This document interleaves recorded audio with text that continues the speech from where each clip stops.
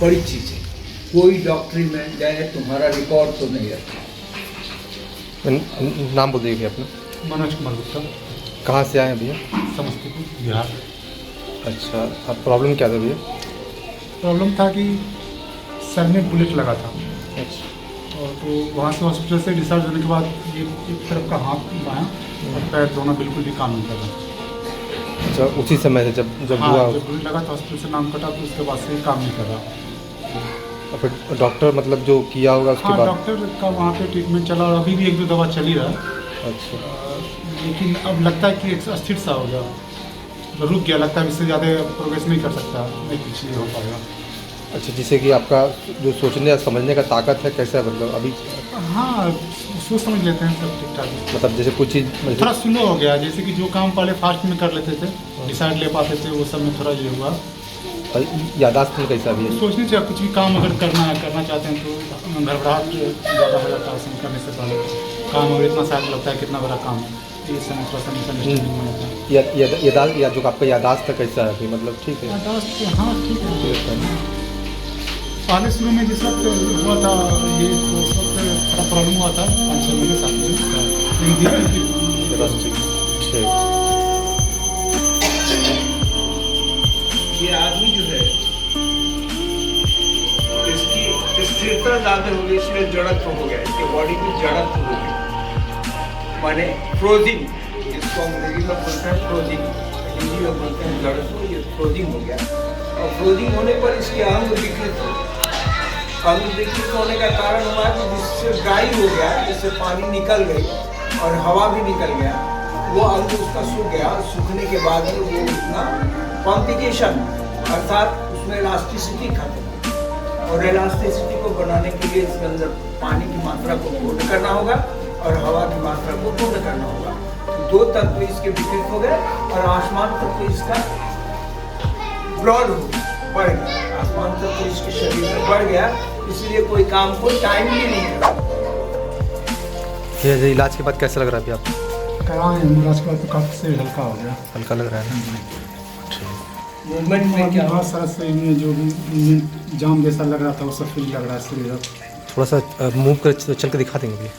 चलने के लिए तो अभी चले नहीं है, खड़ा कर दो। हल्का सा चल दीजिएगा। हाँ ठीक। पूरा देखो सीधा देखो, पहले खड़ा हो रहा था तो एक तरफ। हाँ, पहले बिल्कुल भी ये मुश्किल था, लेकिन ये है कि लग रहा है कि कोशिश करने के। हाँ, धीरे धीरे होगा, एक दिन में धीरे धीरे होता है। बिल्कुल खड़ा होने का चक्कर आता था, अभी लगता है कि सर कोशिश करेंगे। हाँ हाँ, सही नहीं सही। चलिए ठीक है, धन्यवाद। सही, बिल्कुल हल्का लग रहा। चलिए धन्यवाद। यूट्यूब के समस्त परिवार गणों को मेरा प्रणाम, और समस्त भारत के नर नारियों को मेरा प्रणाम। मैं आज एक समस्तीपुर के मनोज नाम का एक पेशेंट देखा। इसके सर में गोली लग गई थी और उसका ऑपरेशन हुआ। ऑपरेशन होने पर उसका हिलना डुलना बंद कर दिया गया। हिलना डुलना बंद कर देने के बाद पूरे बदन में अलग अलग जगहों में फ्रोजन हो गया, और फ्रोजन होने के कारण वह अशक्त हो गया, असमर्थ हो गया। बहुत लोगों ने प्रयास किया मेडिसिन के बल पे इसको खोलने का, लेकिन वो खोल नहीं पाया। अंत में वह मेरे पास आया और उसकी परिस्थिति को मैंने देखा। देखो भाई, कोई चीज जब चोट करती है, किसी चीज को जब चोट किया जाता है, हैमर किया जाता है, तो वह संपूर्ण शरीर पर हैमरिंग होता है। वो किसी एक इंडिविजुअल पार्ट में हैमरिंग नहीं होता, वह हैमरिंग पूरे बॉडी में होती है। पूरा बॉडी हिल जाता है, और हिलने के कारण पैर और हाथ, दो जो जटिल यंत्र हैं, जो आश्रित यंत्र हैं, जो हमारे सर से लेके मलद्वार तक का सृजन रहल सृष्टि जो है, जो मशीन है, यंत्र है, उसमें उसे जोड़ा गया है, हाथ को और पांव को, और बहुत लंबे समय के क्रियाओं के साथ रहते, जूझते, समस्याओं को समझते मनुष्य अपने हाथ पांव को एक अलग ढंग का यंत्र बना लिया, जो एक राग में उसका उपयोग करता है। और यह ज्योमेट्रिकल है, यह यंत्र ज्योमेट्रिकल है। कोई भी आकृति को बनाने के लिए ज्योमेट्री की जरूरत होती है। तो इसके हाथ और पांव दोनों में बहुत जड़त्व हो गया था। आज मैंने खोला, ये व्यक्त किया। देखो भाई, मेरा एक व्यायाम है जिसमें मैं कहता हूं कि 90 डिग्री को अगर 5 से भाग दोगे तो कितना आएगा? 18 आएगा। माने 18 डिग्री, दोनों हाथों को ऐसे रखने से 18 डिग्री का अंतर आता है, बॉडी से 18 डिग्री का अंतर आता है। तो 18 पाँचे 90, माने एक हाथ एक हाथ एक हाथ एक हाथ रखते जाएंगे तो 90 इधर भी हो जाएगा और 90 इधर भी हो जाएगा, और सामने आते आते 180 डिग्री हो जाएगा। तो 180 डिग्री के मूवमेंट में कहाँ कहाँ पेन होता है और कहाँ कहाँ का मूवमेंट रुकता है, इस बात को जानना बहुत जरूरी होता है। उसी तरह 0 से अगर चलेंगे तो 5 स्टेप में ऊपर की ओर हम चले जाएंगे, जहाँ 0 होगा, माने 18 डिग्री का ये भी अंतर आता है। और नीचे भी 18 डिग्री का अंतर आता है। उसी तरह नीचे से जोड़ करके हाथ अगर घुमाएंगे तो भी 18 डिग्री का आता है। अर्थात हम 360 डिग्री अपने हाथ को घुमाना चाहें किसी भी दिशा में, तो उसके लिए ये ऊपर हुक बना हुआ है। ये एक जटिल हुक है जिसका एक mm तय शरीर के अनुसार तय किया गया है, और उसके ऊपर जो सॉकेट लगा हुआ है वो सॉकेट भी तय किया हुआ है। उसमें भी थोड़ा सा अगर टीलिंग हो जाए, झुकाव आ जाए या थोड़ा सा फैल जाए, तब आपका हाथ में विकृति आ जाएगी। पैर में भी इसी तरह का है।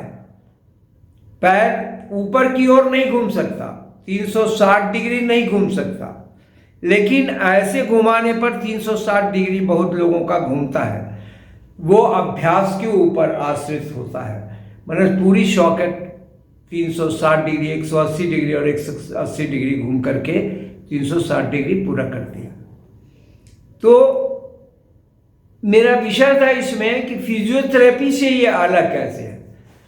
फिजियोथेरेपी एक एकल पार्ट को हैंडल करने के लिए एकल स्थान पर अभ्यास कराने की क्रिया है, लेकिन मैं जब भी किसी जगह को देखता हूं तो वो पूर्ण रूप में देखता हूं उस पार्ट को, और पूर्ण रूप में उसके आकृति को संभालता हूं, इसलिए आकृति को कंस्ट्रक्ट करता हूं। इसलिए मेरा काम एकदम जुदा है। मेरा काम ऑपरेशन है। ऑपरेशन माने संचालन, ऑपरेशन माने चीरफाड़ नहीं, ऑपरेशन माने संचालन। एक गाड़ी आई, गाड़ी पर चढ़ा, उसको ऑपरेटर बोलेंगे, और जो उस पर कार्य करेगा उस कार्य को, क्रिया को ऑपरेशन बोलेंगे, माने स्विच को ऑन करना और ऑफ करना। तो इस तरह मैंने इस बॉडी को बड़े ढंग से बनाया। बनाने के बाद फिर पुनः पूछा गया कि भाई पहले नाप करके देखा कि कौन कौन सॉकेट, कौन कौन हड्डियाँ कहाँ कहाँ मूव कर गई, और उन सारे को फिर से पुनः उस हैमरिंग के बाद जितना बाइफरकटेशन हो गया था, जुदा हो गया था, अपने जोड़ से अलग हो गया था, खुल गया था, उस सबको हमने सेट किया। सेट करके बोला कि मूव करके दिखाओ। तो चूंकि उसके अंदर बहुत लंबा समय लग गया, और लंबा समय लगने के कारण उसमें जड़त्व आ गया, अर्थात फ्रोजिंग हो गया। तो फ्रोजिंग हो गया, तो फ्रोजिंग को खत्म करने के लिए ब्लड के वेसल को पूरे को क्लियर मूवमेंट में लेना और वो ब्रेन के सिग्नल से लेना, ये बात आई। तो अब उसके लिए मैंने उसको व्यायाम बताया, वो सारा व्यायाम बताया, जिसमें 18 डिग्री का व्यायाम रहा। पहले ये जब स्पेस उसका सही हो जाएगा तो फिर लोड की बात आएगी। तो लोड का भी एक अलग हमारा व्यायाम है।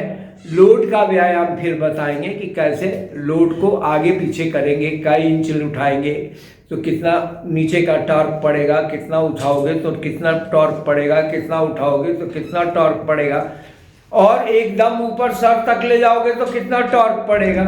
इस बारे में खिंचाव कितनी पड़ेगी नीचे, उस बारे में तय करेंगे। फिर उसको मूवमेंट करेंगे तो कितना टॉर्क पड़ेगा हर बिंदुओं पर, फिर दूसरा मूवमेंट करेंगे तो कितना टॉर्क पड़ेगा, राउंड करेंगे तो कितना टॉर्क पड़ेगा, अलग अलग बिंदुओं पर टॉर्क पड़ेगी, खिंचाव पड़ेगा, और उस खिंचाव के अनुसार पूरा वेन क्लियर जब होगा तब मूवमेंट बनेगी।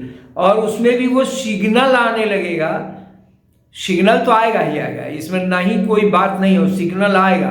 सिग्नल आने के लिए एक अभ्यास की जरूरत होती है, कितना छोड़ना है और कितना को रोक के रखना है, कितना को छोड़ना है, कितना को रोक के रखना है। ये बात जब उसके अंदर आ जाएगी तब वो अलग अलग स्थानों पे अलग अलग मूवमेंट कर पाएगा।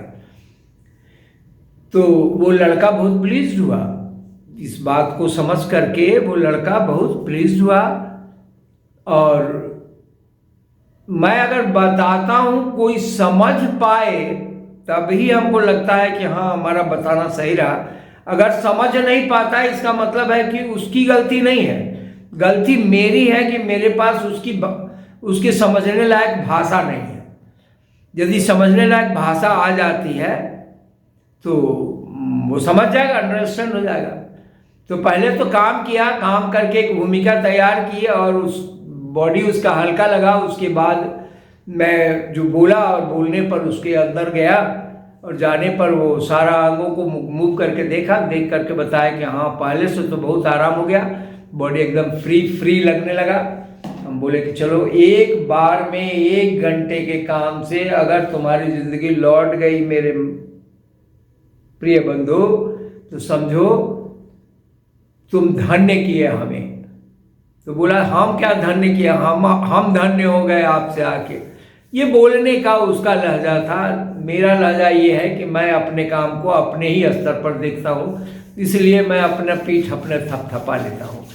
मैं काम तो बहुत किया और काम करने में रिजल्ट क्या रिजल्ट निकलेगा इस पर मेरा मन, मेरा भी मैं एक राही हूँ राह का